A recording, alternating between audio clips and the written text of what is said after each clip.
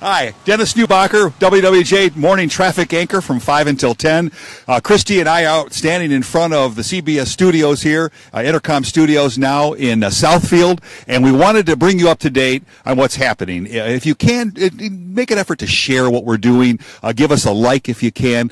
If you have any comments you want to make, let us know. With this snow coming in, we are very concerned about making sure that you're informed about what we're beginning to see. And the last time I talked to producer Rob Velasic, we had about 8 to 10 accidents, and one right now has shut down southbound US 23 at M50. That's the exit 17 there that would take you to Cabela's, for instance, okay? So you pick up a side road there, I think it's Wells down to Ida Center Road, and then get you back onto southbound US 23 if you're driving to Toledo, for instance, right now, or planning on doing that. You may want to plan ahead, or maybe shopping at Cabela's. That's a lot of folks are going to be doing that right now. So we think that's what's happening. People are at work, people are at school. School buses are going to be out for the midday changes for kindergarten and so on, so watch out for the school buses, very slippery conditions. And, of course, people are going out shopping as well, and the shopping centers are going to be very busy as well. Christy and I are kind of looking at the cars in our parking lot, and some of them have that remote start, which I don't have. Christy, do you have the remote start?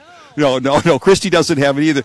Yeah, you betcha. But a lot of folks do. I see a car or two that has the remote start. But you can look at the cars, and you can already see within the past hour how quickly the snow has accumulated on the windshields and on the roadways as well. This is the parking lot, and Christy and I walking out here. Pretty slippery conditions. So.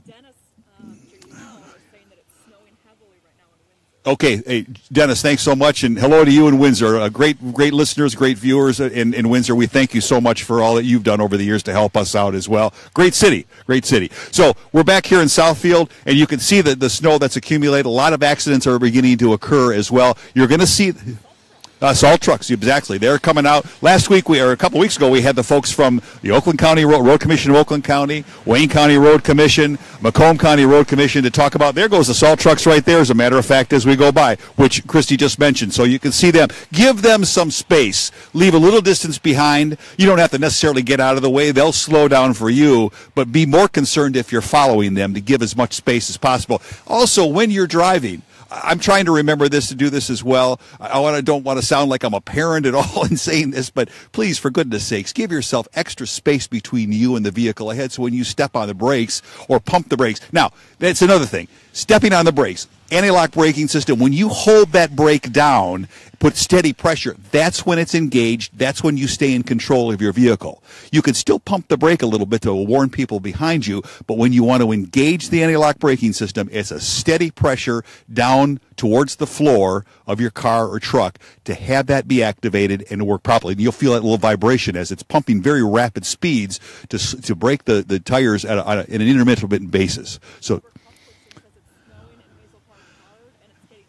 Okay, thanks, Robert. Thanks so much. Dearborn, Hazel Park.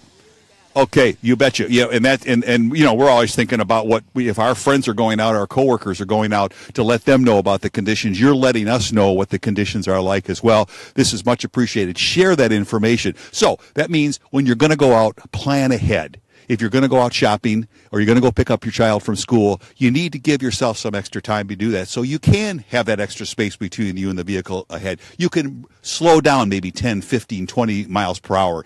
Maybe increase your travel time if you're going a good distance twice. Even though it sounds, well, that's ridiculous, I shouldn't have to do that midday. I'll tell you what, it will make a difference. And if you're there early, then you're there safely. There's somebody that's moving along. Okay, it's just wet out here on our drive out in front, American Drive out here in front of where we are in Southfield, the Intercom studios here. You can see the Citizens Bank building in the distance. You maybe look at the visibility. Kind of gives you an idea what kind of visibility you're seeing now in the Southfield area. Somebody called up, is this considered whiteout conditions? I don't think we're considering whiteout conditions now, although once you get into more rural areas and the heavier snow, that might be the case. There comes a road commission from Oakland County salt truck. We can wave to them as they go by. All right, way to go, guys. Got away from him as he went by as well. I think they were looking for drivers recently, part-time drivers. So if you're interested, there's a possibility of a drive. But see, you can see vehicles going by just because, by the way, I think I'd have slowed down right there. But anyway, I think if you think you have four-wheel drive, and that's going to make a difference in conditions like this, even on icy conditions and very slippery conditions, it's really not going to help you that much. So don't think that you can be lulled into a false sense of security with that. So, again, we've got a lot of snow. It's beginning to accumulate. We're going to get this steady kind of snow on and off throughout the day. And then again, overnight tonight, I heard from with Dean DeVore today, this morning, when we were doing traffic, that it's going to accumulate some more. You're going to get bursts of snow. They're going to come through. Now, thinking about other travel. I'm a pilot. My background is flying. I know what's going to happen out at Metro Airport. Those aircraft that are sitting there waiting for people to load, to board, to go on to their destinations, those aircraft are going to have to be, the snow is going to have to be removed. They're going to have to be de-iced. So there may be some delays. I'm not saying there are. You may want to call ahead, but that may be the case now. Plan ahead if you're going to the airport. This is a busy travel week, as it is for shopping, but it's also a busy travel time as we're getting closer and closer to the holiday. You may want to consider that that might be the case. Again, we're getting a long list of accidents that are beginning to come in. Asking you to please be careful, to plan ahead for your drive wherever you're going this midday, whether you're in Southfield, whether you're in Dearborn, Hazel Park, or any other city. Hey, Kevin, how are you? I know Kevin, Garden City. Hello, Garden City. Kevin, how are you doing this morning, man? Great to hear from you. Great to hear from anybody who is watching right now. Let us know where you are. Any suggestions about how you do your drive? Now, again, this sounds like that old, here comes the old uncle in me, or the old dad in me. But please be careful when you start to remove the snow. If you've got a heart condition, you've got other things, maybe get one of the young kids in the neighborhood. Put them to work. Give them $5 or $10. Say, would you shovel my walk? And make it a regular thing. Try to be really, really careful when you're removing snow. And when you're walking in conditions like this, we get a little bit older. I'm getting into my mid-60s here as time goes on. I start to be really concerned about this. My wife even bought me those little rubber things that have those little studs in them, so it helps me walk on icy conditions. And I'll tell you what, it makes a huge difference. So please be careful. And now, too, I was talking to Christy. She's not wearing a hat, but that's okay. I mean, but what I also try to suggest is if you can remember to throw an extra coat in the car, a hat, some extra gloves, just in case you get stopped somewhere and you have to wait for the police to come. Accidents like this, a lot of them occur. We may not get the bad accidents, but you get a lot of fender benders. As Christy and I know, we've all been involved in this in slippery conditions. Make sure you plan for getting off the road if you can drive your vehicle off to the shoulder. Get away from the car, stay in the car. Probably in these kind of conditions, you're probably going to want to stay in the car and probably make sure the police are till they arrive, and then you can exchange the information at that time. Christy, what else? Any suggestions you may have? What else?